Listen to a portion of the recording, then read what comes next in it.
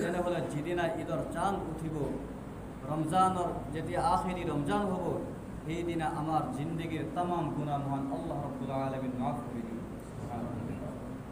আমি নিষ্পাপ মাসুম বেগুনাহ হৈ যাম। হাদিস পাকৰ মাজত আহিছে, যেতিয়া মানুহে ৰোজা আৰম্ভ কৰে তেতিয়া আল্লাহ ৰাব্বুল আলামিন মাগফিৰাত কৰা আৰম্ভ কৰি দিয়ে, শুৰু কৰি দিয়ে। আৰু লাষ্ট মুহূৰ্তত আখেৰী ৰমজানত এনেকুৱা পৰ্যায়ত আহি যায় যেনেকুৱা নেকি মানুহ শিশুসকল মাকৰ পেটৰ পৰা।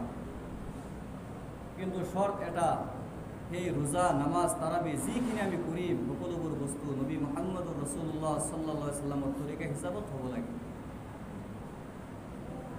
এই ৰমজানুল মুবাৰকৰ মাজত বহুত ডাঙৰ ডাঙৰ ফজিলত আছিল।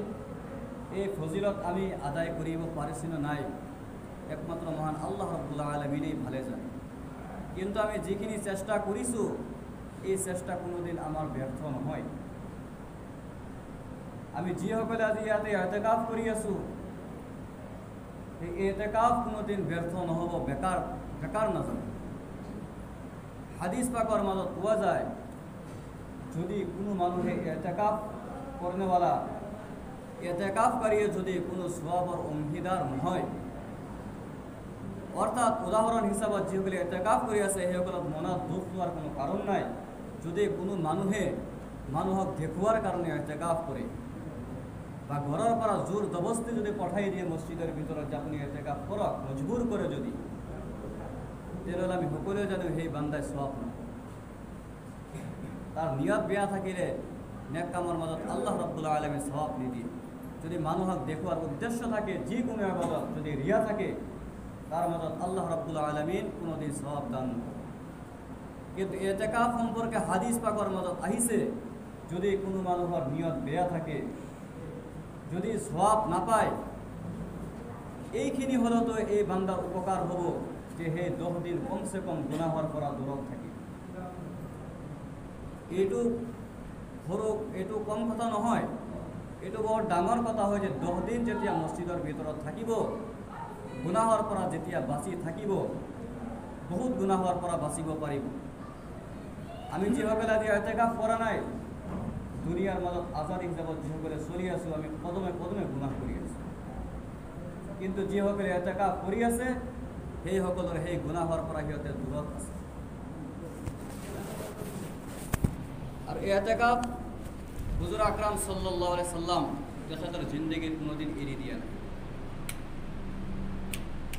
যিসকলে ইতিকাফ কৰি আছে সেইসকলক আমাৰ সকলোৰে মহল্লাৰ কৰ্তব্য আছে, সেইসকলৰ ওপৰত মদত কৰা, নসৰত কৰা, সেইসকলৰ যাতে কোনো অসুবিধা নহয় সা সুবিধা কৰি দিয়া। যদি কোনো মানুহে নেক আমল কৰে, নেক কামৰ মাজত যদি আমি সহায় হাত আগবঢ়াই দিওঁ, তেনেহ'লে আমিও এটা সওয়াব অংশীদাৰ হ'ব পাৰিম।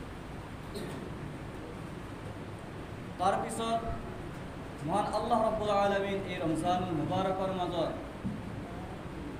আৰু এটা এনেকুৱা ৰাতি ৰাখিছিল, যি ৰাতি সম্পৰ্কে আমি বহুত ওয়াজ বয়ান শুনিছোঁ, যে লাইলাতুল কদৰৰ ৰাতি। এই ৰাতি সম্পৰ্কে হাদিস পাকৰ মাজত আহিছে, কোৰআনৰ মাজত আহিছে 1000 মাহতকৈ উত্তম ৰাতি। কিন্তু হাদিস পাকৰ মাজত এই ৰাতি সম্পৰ্কে এনেকুৱা গুৰুত্বপূৰ্ণ আহিছে, হুজুৰ আকৰাম সাল্লাল্লাহু আলাইহি সাল্লাম কৈ আছে যে লাইলাতুল কদৰৰ ৰাতি এনেকুৱা ৰাতি, সেই ৰাতিৰ মাজত, সেই ৰাতিৰ পৰা যিবিলাক আল্লাহ ৰাব্বুল আলামিন কল্যাণ ভালাই ৰাখিছে, সেই ভালাইৰ পৰা যিসকল নেকি মেহৰুম হৈ যাব, সেইসকলৰ নিচিনা হত ভাগা আৰু কোনো হ'ব নোৱাৰে। সেই হাদিছতে পিছৰ অংশত খুদ নবীজি সাল্লাল্লাহু আলাইহি সাল্লাম কৈ আছে যে লাইলাতুল কদৰৰ ফজিলতৰ পৰা, বৰকতৰ পৰা সেইসকল বান্দাসকলক মাফ কৰি দিয়া নহয়, সেইসকল বান্দাসকলক মাহৰুম কৰি দিয়া হয় যিসকলৰ লগত নেকি আল্লাহ ৰাব্বুল আলামিন কোনো ভালৰ কল্যাণ আল্লাহ ৰাব্বুল আলামিন মুআমালা কৰিব নোখোজে। আজি আমি লাইলাতুল কদৰ কালি যি পালন কৰিলোঁ, কালিৰ ৰাতি লাইলাতুল কদৰ হৈছে নে নাই কোনো সিউৰিটি নাই। কাৰণ 21, 23, 25, 27 আৰু 29ৰ মাজত যাব পাৰে। ভাই মোহতাৰাম দোস্ত বুজুৰ্গ আজিজ, আমাৰ সন্মুখত আখিৰি অন্তিম মুহূৰ্ত এটা আছে। সেই অন্তিম মুহূৰ্ত হ'ল 29 ৰাতিৰ যিটো কালি আহিব। কমচে কম আমি যদি এই 4 দিন যদি লাইলাতুল কদৰ যোৱা নাই, তেনেহ'লে এই ৰাতিটো যদি আমি জাগৰণ কৰোঁ, আল্লাহৰ ইবাদত কৰোঁ, তেনেহ'লে সেই লাইলাতুল কদৰৰ ফজিলত আমালোকক নসিব হৈ যাব। আৰু কিছুমান হাদিছৰ তাৎপৰ্য হিচাপত পোৱা যায় যে লাইলাতুল কদৰ আমি বেছি সংখ্যক এই কথাই মশহুৰ হিচাপত জানো যে আখিৰি 10 দিনৰ মাজত লাইলাতুল কদৰ যাব। 10 দিনৰ মাজত যিবিলাক বেজুৰ ৰাতি হয় সেই ৰাতিৰ মাজত যাব। কিন্তু আজিৰ ৰাতি আমাৰ ইয়াত 27 ৰাতি গৈছে, কিন্তু সৌদি আৰবত 28 ৰাতি গৈছে। মাত্ৰ 4-5 ঘণ্টা ব্যৱধানত দিন আৰু ৰাতিৰ ডিফাৰেন্স হৈছে। ইয়াতে বেজুৰ আৰু সেই কাণ্ট্ৰিবিলাকত হয় জোৰ। আমাৰ ইয়াতে যেতিয়া হয় জোৰ, সেই কাণ্ট্ৰিবিলাকত হয় বেজুৰ।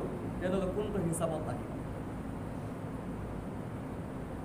সেইকাৰণে বিজ্ঞ ওলামাসকল সেইসকলে পৰামৰ্শ আগবঢ়াই আছে যে তোমালোকে